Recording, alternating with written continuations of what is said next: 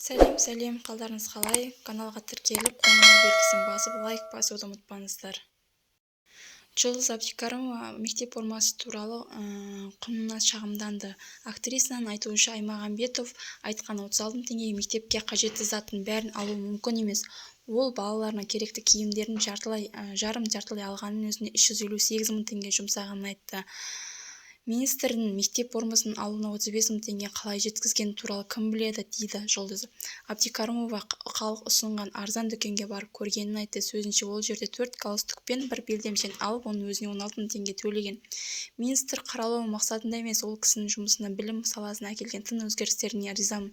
Байқасаңыздар, билік өкілдеріне ешқайсы жақыным емес, бірақ ол осы министрдің жүзі жылы оқыған, көрген, білімді адам деп қабылдаймын. Ал мектеп формасының арзан емес екендігі барлығымызға мәлім. Сондықтан қазіргі халықтың шындығы мектеп формасының қол жетімсіздігі.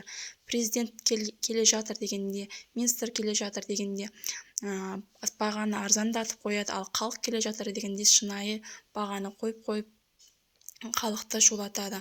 Бұл нәрсені өте қатты қадағалау керек, деді Жұлдыз Әбдікәрімова.